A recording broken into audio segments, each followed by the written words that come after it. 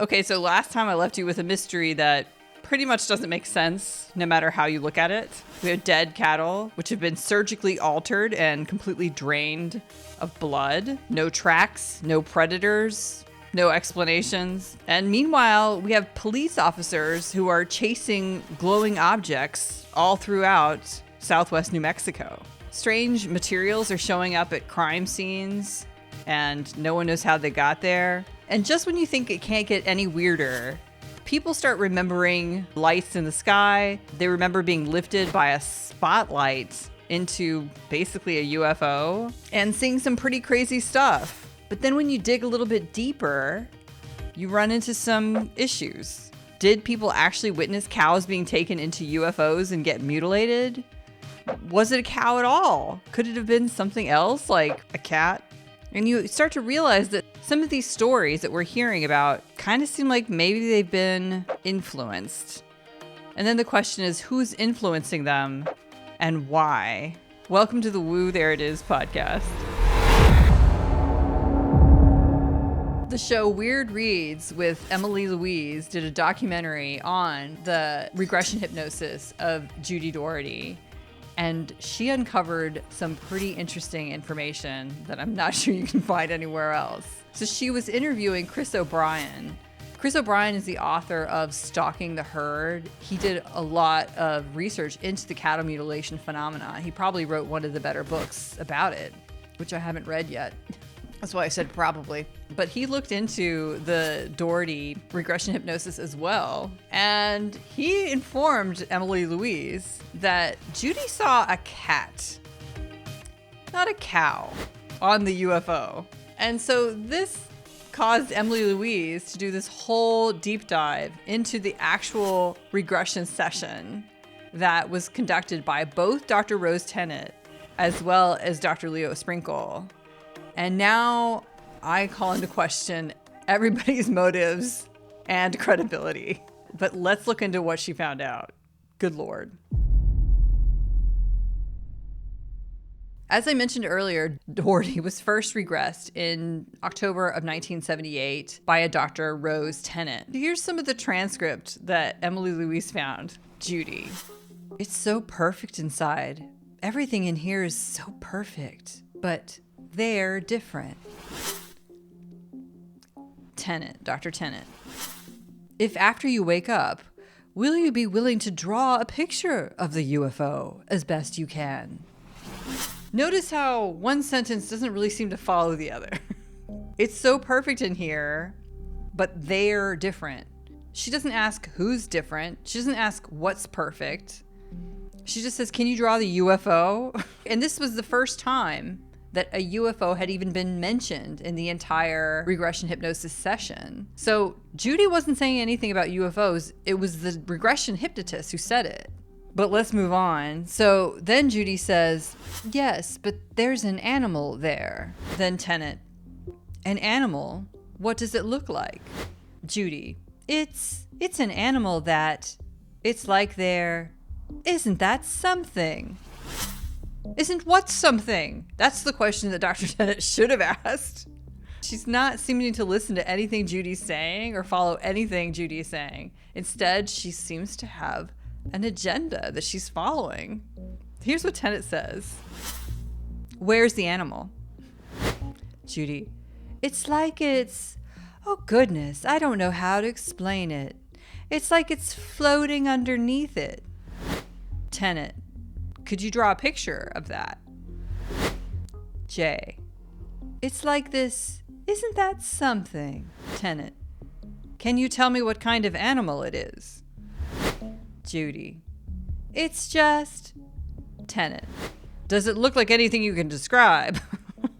Judy, that's what it is. I know what it is. It's a laboratory. That's what it is. That's exactly what it is. It's a laboratory. I can see it. I know. You were just talking about an animal. And now that's what it is. It's a laboratory. This doesn't make sense. Then Tennant says, is the animal in the laboratory? Still trying to formulate a narrative based on the nonsense that's coming out of Doherty's mouth. Judy, I saw an animal in the laboratory. After she hears Tennant basically feed her that. Tennant, what kind of an animal? Judy, I don't know if it's a cat or something like a cat. What color is it? It's kind of tan. Was it on a table? On a table. Again, with the leading questions. Because we're talking about animal mutilation on a UFO. So it must be on a table, because that's where they're mutilating it. Judy, that's what they're doing. They're cutting it up. That's exactly what it is. Tennant, is it by any chance a cow or a calf? And Judy says, that's probably what it is. That's what it is. That thing floated up to that. That thing floated up there. Now I understand why people call into question regression hypnosis sessions. This is so much nonsense. Judy doesn't seem to know what she's saying. She's being led the entire time by somebody who already has it in mind that UFOs are abducting cows and mutilating them, and really is gonna get Judy to say those things no matter what. And it's hard for me to tell if maybe Dr. Tennant is just, again, and overly enthusiastic and doesn't realize that she's planting thoughts in her head. But is that really true? I think she kind of knows what she's doing. I don't know. I feel like this is not the way I would do this regression hypnosis. That's all I'm saying. So if you think that's bad, now let's go back to the regression hypnosis done with Judy Doherty and Leo Sprinkle. Emily Louise was also able to find that Sprinkle very much was leading Doherty as well. Sprinkle says, and there are two of them, but Doherty had never said there's two of anything. She said she was in two places, but she never said there are two of anything. But this kind of egged her on to say, oh yeah, there's two men there, two little men. Because of course we've got to get aliens into this picture. And that's kind of strange enough, but what's really fishy is that Emily Louise found a pretty significant omission from the transcript of this regression session in Linda Moulton Howe's book, An Alien Harvest. She has the full transcript there, but strangely, one of the more key details from the regression hypnosis session, which you can see in her documentary, it's missing completely from her book, from the transcript in her book. Well, why would that be? What's the part that's missing? The part where Doherty describes the aliens. It appears to be two little men. Two little men? Mm-hmm. How do they look?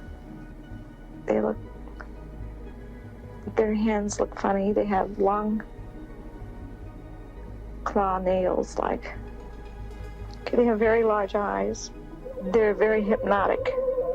Like, they're so big that, and they don't blink. Their eyes do not blink. It's almost like a snake. That's kind of a key detail. Why would Linda Moulton Howe leave this out of her book? And Emily Louise had a pretty interesting theory about why. She suspects that Sprinkle probably planted some leading questions to get Judy Doherty to start seeing and talking about aliens, things that she wouldn't have mentioned if it hadn't been for Sprinkle. Honestly, that's such a good theory. I'm inclined to think that's probably exactly it. So if that's true, that genuinely calls into question all of Moulton Howe's credibility for me. Does she have an agenda from the very beginning? Sometimes I kind of wonder, was she sent from the very beginning to, investigate the cattle mutilation and try to convince people that it's aliens doing it, to throw them off the real scent? It's kind of hard for me not to wonder about that. And I also wonder the same thing about Leo Sprinkle. How could you be into regression hypnosis and plant ideas in these people's heads? I would think that you would know how much you are skewing and obscuring the results by leading with questions like, and there was a cow, you saw a cow and a table and a UFO and aliens. And so now I'm just questioning whether or not these people are agents from the shadow government, Or they're just happy idiots. I have no idea which. I kind of think it's the latter, though, but I am conspiracy minded.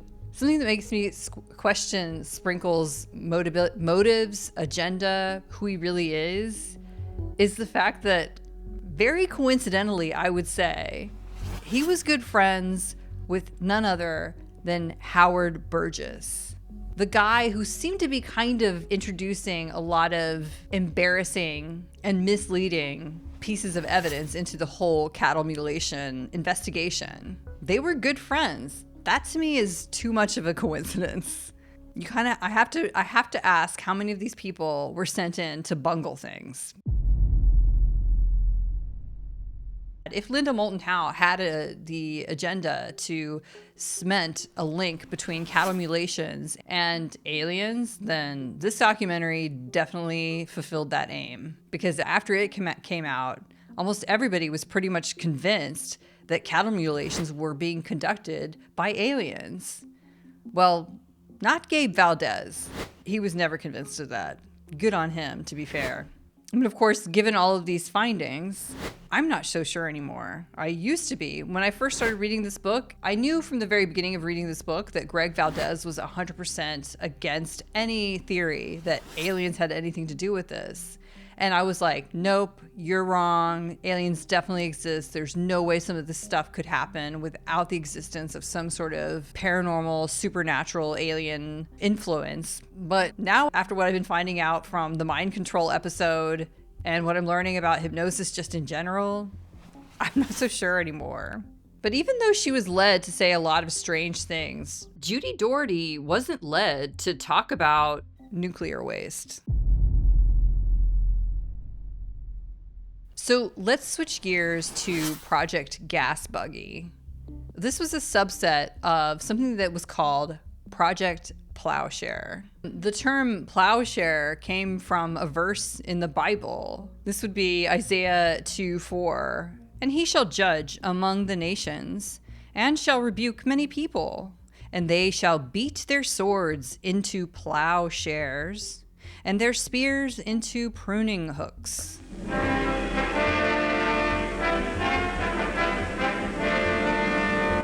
So this idea that you could take something that was a weapon and turn it into something good, like a plowshare, which I think is something used for tilling the soil. That was their goal.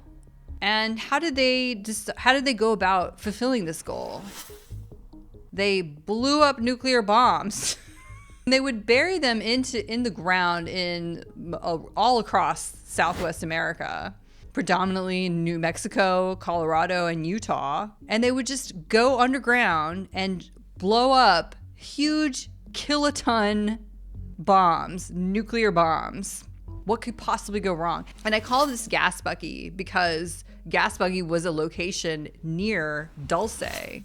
And according to Greg Valdez, that particular location was supposed to have been sealed off. So they blow up a bomb, nuclear fallout was just flying out everywhere. And they thought that they sealed it up. They're like, oh, we've got it all sealed.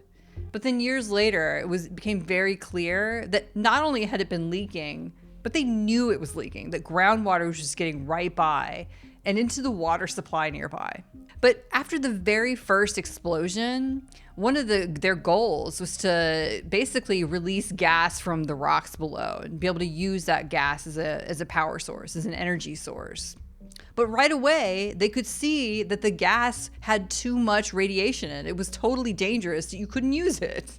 Right away, they saw that. But that didn't stop them. Ultimately, they would blow things up 27 times. They blew up 35 different bombs across 27 locations in Southwest America. But why did they start all of this to begin with? They called it nuclear earth moving, and they were hoping that they would be able to develop some sort of canal building technology or somehow use this in a constructive manner. That's what they say. It's so asinine to me that they would even consider this for a second that I can't help but, again, you know me, my conspiracy antenna up. I'm thinking there's no way anybody could have thought this is a good idea, especially after their very first test indicated already it was a bad idea. Although people can be very stupid when they get together in groups, that is true. But what we do know is that at least in the gas buggy area, and probably somewhere else, nuclear fallout was just leaking out for years to come. What would be the effects of that nuclear fallout? But finally, due to public outcry, in 1974, the project supposedly ended. Let's hope that's for real, because they pretend to end things all the time. And all of the people who were working on that project were then redirected to projects that we can all rest assured were much safer, like gain-of-function viral research. In 1978, Senator Harrison Schmitt, whom I mentioned earlier, he was the one who called for an investigation into the cattle mutilations. Well, he held a conference and invited people from all over New Mexico to talk about these weird cattle mutilations that were happening. Gabe Valdez went to give a talk about what he was finding, and he also mentioned UFO sightings. And after he was done talking, a gentleman walked up to him and he said that he thought he might actually be able to help Gabe Valdez solve his UFO mystery. He said that he lived near Kirtland Air Force Base and that he'd been taking pictures of similar lights out there. He then said, "I've been gathering data, and I believe I can tell when the lights are going to appear based on instruments I created to measure these objects." This gentleman's name was Paul Bennewitz. And so Gabe kept his information, and then in May of 1980, Gabe received a rather unusual phone call. Another unusual, very unusual phone call.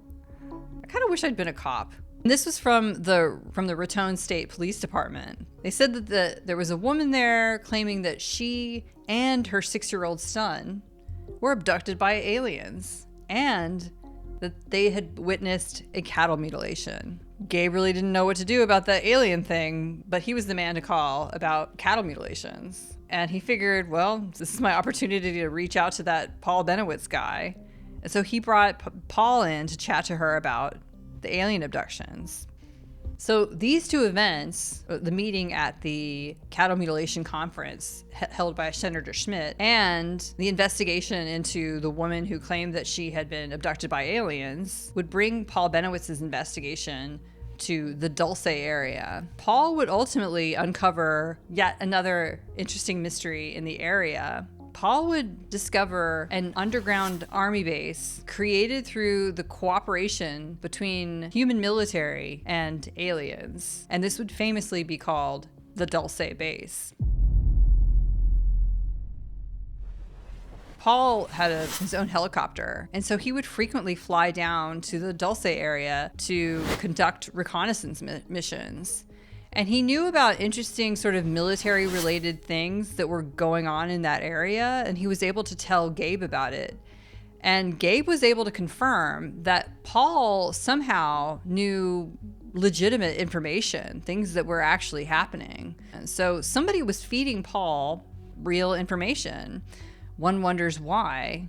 But something very odd is that when Gabe went to Albuquerque to visit with Paul showed him his computer where he was communicating with aliens. And Paul would literally type out questions, and on the computer screen, the aliens were typing in responses. And the aliens even sent pictures of themselves to the computer, which Gabe Valdez saw for himself. And when Paul asked the computer, "Hey, where are you guys from?" they answered him, "The Zeta Reticuli star system." Now, isn't that interesting? That's the same star system that the abductors of Benny and Barney Hill were from. So like I mentioned earlier, Paul would regularly fly reconnaissance missions around Mount Archuleta, and he would take all of these pictures and he would observe some pretty interesting phenomena. And so Gabe decided to check it out himself, but when he drove out there, it was completely covered over with trees. And so then he came back with a chainsaw and cleared the area out. And as soon as he did, he could see that clearly there was a road there, a man-made road. But where was it going? There was nothing around there. So why was there a man-made road? And this definitely piqued Gabe's curiosity. So Gabe, his son, and a bunch of people ended up going on a mission to Mount Archuleta, kind of as a camping trip. And Edmund Gomez was there. Edmund Gomez was the son of Manuel Gomez, the rancher who had a bunch of cattle get mutilated. And this trip definitely doesn't disappoint. Greg said that he himself saw a very bright light which emitted a bunch of sparks and then flew right into Mount Archuleta and just kind of disappeared into it. Right where it seemed to fly right into Mount Archuleta, Paul had indicated in a map that that was the exact same place that was the entrance for the Dulce base. And the next day, they hiked away and they took a bunch of pictures as they were going. And in one of the photos, they saw a UFO. They hadn't seen it with the naked eye, but for whatever reason, their cameras caught it. And Greg thought this was something that probably couldn't be caught by the naked eye, but I'm not sure. I just think they just didn't see it. Who knows? So the pieces of evidence that something is going on at Mount Archuleta are mounting, so to speak. And then one day, something happens which kind of removes any doubt that something weird is going on there. And that is that Paul was flying over Mount Archuleta on one of his normal reconnaissance missions when suddenly he turned tail and got the hell out of there. Gabe and Greg happened to be on patrol when they saw Paul flying like a bat out of hell, and they drove directly to the Dulce airport to see what was going on. And what they saw when they got there was Paul's helicopter landing and two CH-47 Chinook helicopters landing right after him. Both of these helicopters were full of military men, and they had just chased Paul Bennewitz from whatever his prying eyes were seeing. And as soon as Gabe saw this, it was so confusing. He was so shocked, and he ran right over, which is not advisable, into the helicopter full of armed men and started questioning them. What are you doing here? What's going on? And they told him, get the fuck out. And he was like, okay. But seriously, what in the world are two helicopters fitted with fully armed military men ready to be deployed? What are they doing in the middle of nowhere? That's very odd. And so it does point to this idea that maybe there is a base there. And if there was, I think they were trying to keep it secret. But why were they chasing Paul? So this wasn't just one of his normal reconnaissance missions. He had literally taken a CBS film crew with him that day, and they were going to be filming all about the weird phenomena that Paul was seeing. So I think that must have triggered their defenses to step in and say, no more video cameras near this area. But Paul Bennewitz was freaked out from that. He smoked about 80 cigarettes just standing there at the airport. Piecing everything together, we started in 1957 with nuclear explosions happening all over the place. Greg Valdez points out that a lot of these nuclear explosions happened near Indian reservation areas. And those also happen to be near where a lot of these cattle mutilations are happening. Dulce and Mount Archuleta are both very close to the Jicarilla Apache Reservation. Los Alamos National Labs was also next to a bunch of Indian reservations. He also says that even the Skinwalker Ranch, where there's been a lot of unexplained UFO encounters, also close to the Uinta and Ouray reservations. He points out a bunch of others, but I'm not as convinced as he was that these nuclear testing sites were always associated with Indian reservations. He thinks that a bunch of government sites were set up in and around these reservations, also where nuclear testing happened.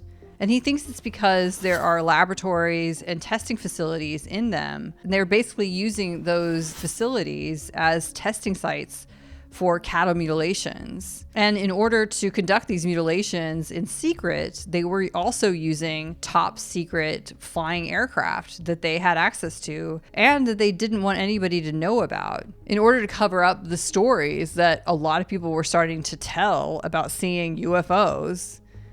They created this massive disinformation campaign to make everybody think that it's aliens that's conducting the cattle mutilations. And of course, anybody who believes in aliens, especially back then, is a kook, so you're not going to pay any attention to what they have to say anyway.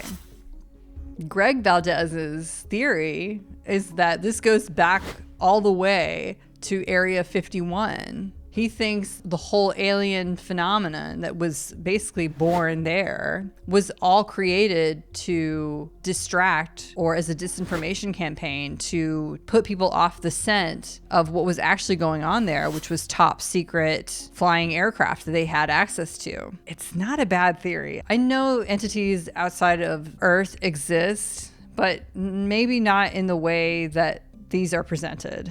Greg also theorizes what kind of technology might have been put into use, into play, in order to power these UFOs that they were seeing. And I'm going to get more into that in the next episode, but he theorized that perhaps an underground system of lasers was actually being used to power them. I thought that was interesting when I read that, because friend of the show, Madame Fausta, has put forth the exact same theory.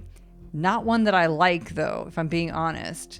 I still really love the idea of the UFO that is essentially powered with some sort of anti-gravity type technology. Because if that exists, if 0 point energy exists, then once humanity gets access to it, it could really solve a lot of problems in the world today. So I still kind of want to believe in that. But there's also the theory that lasers underneath the ground are somehow being used to keep these UFOs afloat. And let's go back to Project Plowshare. Again, it makes no sense to me that they just kept blowing things up underground. Could it be that they were building an underground system of tunnels? I mean, that seems not unlikely to me, especially since we hear conspiracy theories about underground systems of tunnels all the time. Well, some of the time if you're normal, all the time if you're me. But one of the very strange details, and it still doesn't fit in, is that Gabe Valdez interviewed plenty of people in Dulce, New Mexico, who told him of experiences of having been abducted by aliens. And a lot of the stories that these people reported to Gabe were almost identical to each other. And what's interesting is that Gabe interprets this as evidence that the whole thing was some sort of government cover-up operation using MK Ultra type mind control to convince these people that they had been abducted by aliens. His evidence was that all of them had such similar stories. But I don't see how that supports that theory. It could go either way. They could have similar stories because the aliens conduct their abductions in similar ways. So it doesn't really prove anything one way or the other in my mind. But it's very confusing. Why would they abduct random people from town to then report to Gabe Valdez, the person who is in charge of this investigation? Why wouldn't they just abduct Gabe Valdez and, I don't know, freak him the fuck out? I don't know why he didn't get picked on. And I know that when it comes to hypnosis, I think it's something like 1 in 5 people are more susceptible to hypnosis than others. And I wonder if those are the ones that they only picked on at the time. I kind of feel like now they'll pick on anybody. I think they figured out how to get us all. But at the time, perhaps they only picked on people who were of the 1 in 5. So I guess there would have been an 80% chance that Gabe Valdez was not hypnotizable. And so they couldn't fake an alien abduction with him. Again, that's coming from the perspective that this is all being done by human beings, which I would never have thought possible until I did that mind control episode. But probably the most convincing piece of evidence that this is all being done by some covert human government organization is the fact that the cows get dumped back on the property they were stolen from. Now, at first, that made no sense to me. One theory, which I think is a pretty good one, is that if they were to keep the cattle, then it would spark an FBI investigation into missing livestock. But if the cows are returned, then no such investigation is necessary. I mean, that's a really good theory. It kind of does suggest that they're being done by fucked up motherfucking humans. Like, what the hell is wrong with you? But what about Paul Bennewitz? I've actually left out quite a bit of information that Paul gave to Gabe, but in the winter of 1988, Gabe Valdez stopped receiving any communications or calls from Paul Bennewitz. In fact, everyone did.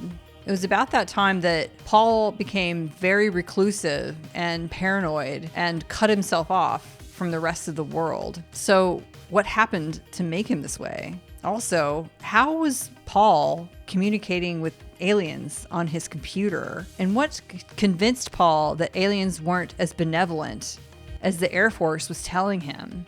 If you think what you've heard so far is nuts, just wait till you hear Paul's story. And with that, I leave you to ponder. Thanks so much for checking out the Woo There It Is podcast, and I will see you next time.